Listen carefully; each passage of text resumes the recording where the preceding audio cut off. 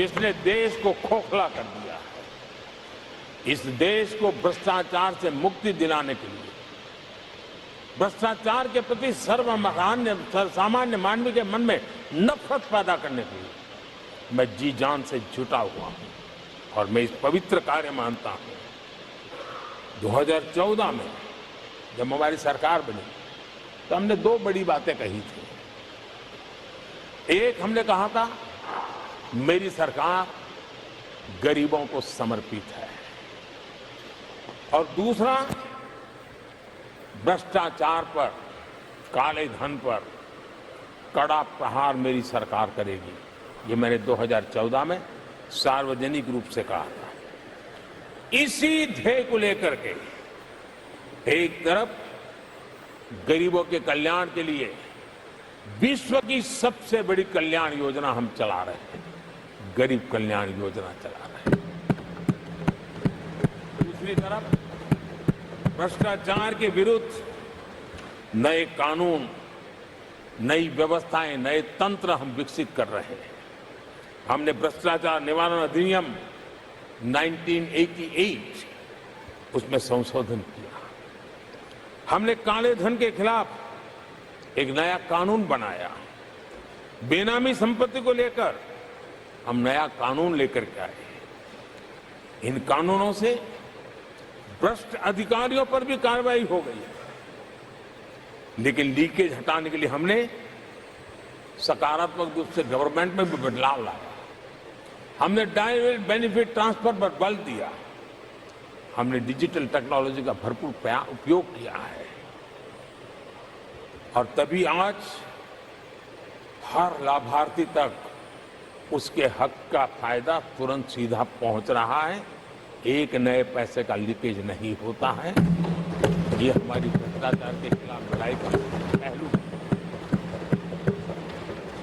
और जब सामान्य नागरिक को ये व्यवस्था मिलती है तब उसका लोकतंत्र पे भरोसा बढ़ता है, उसको सरकार में अपनापन महसूस होता है, और जब अपनापन महसूस होता है ना, तब तीसरी बार बैठने का मौका मिलता है। आदरणीय सभापति जी,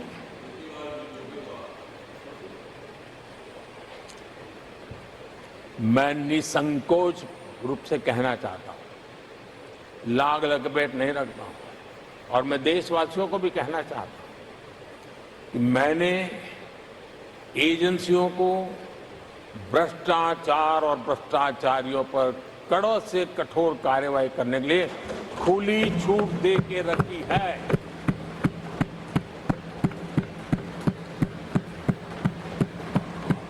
सरकार कहीं पर भी टांग नहीं अड़ाएगी।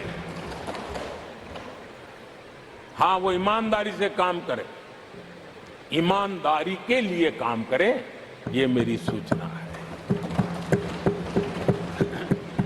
और आदरणीय सभापति जी, मैं फिर देशवासियों को कहना चाहता हूं, कोई भी भ्रष्टाचारी कानून से बच करके नहीं निकलेगा, ये मोदी की गारंटी है। आदरणीय सभापति जी, राष्ट्रपति जी ने अपने संबोधन में पेपर लीक को एक बड़ी समस्या बताया है। मेरी अपेक्षा थी कि सारे दल दलीय राजनीति से ऊपर उठकर इस पर अपनी बात रखते हैं, लेकिन दुर्भाग्य से इतना संवेदनशील महत्वपूर्ण मुद्दा भी, मेरे देश के नौजवानों के भविष्य के साथ जुड़ा मुद्दा भी इन्होंने राजनीति के भेंट चढ़ा दिया। इससे बड़ा दुर्भाग्य क्या हो सकता है। मैं देश के नौजवानों को आश्वस्त करता हूं कि आपको धोखा देने वालों को ये सरकार छोड़ने वाली नहीं है।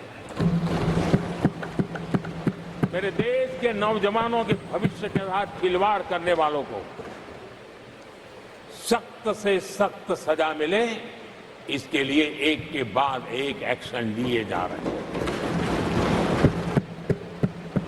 संसद में इन गड़बड़ियों के खिलाफ सख्त कानून भी हमने बनाया है।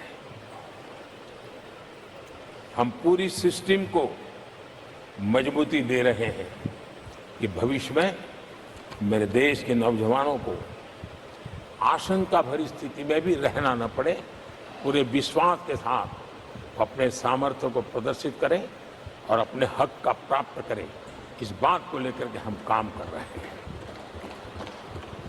आदरणीय सभापति जी, यहाँ कुछ आरोप लगाने की फैशन है, लेकिन कुछ आरोप ऐसे उसके जवाब घटनाएं खुद दे देती है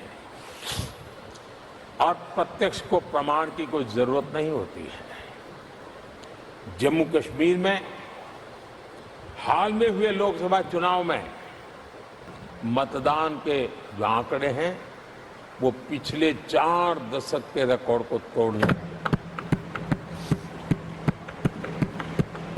और इसको सिर्फ कोई घर से गया बटन दबा के आया इतना नहीं है, भारत के संविधान को स्वीकृति देते हैं, भारत के लोकतंत्र को स्वीकृति देते हैं, भारत के इलेक्शन कमीशन को स्वीकृति देते हैं। ये बहुत बड़ी सक्सेस है आदरणीय सभापति। देशवासी जिस पल की प्रतीक्षा करते थे वो आज इतनी सहज सरलता के सामने दिख रही है। आदरणीय सभापति, बीते अनेक दशकों में बंद, हड़ताल, आतंकी धमकियां, इधर उधर बम धमाके की कोशिशें एक प्रकार से लोकतंत्र पर ग्रहण बनी हुई थी। आज इस बार लोगों ने संविधान पर अटूट विश्वास रखते हुए अपने भाग्य का फैसला लिया है। मैं जम्मू कश्मीर के मतदाताओं को विशेष रूप से बधाई देता हूं। आदरणीय सभापति।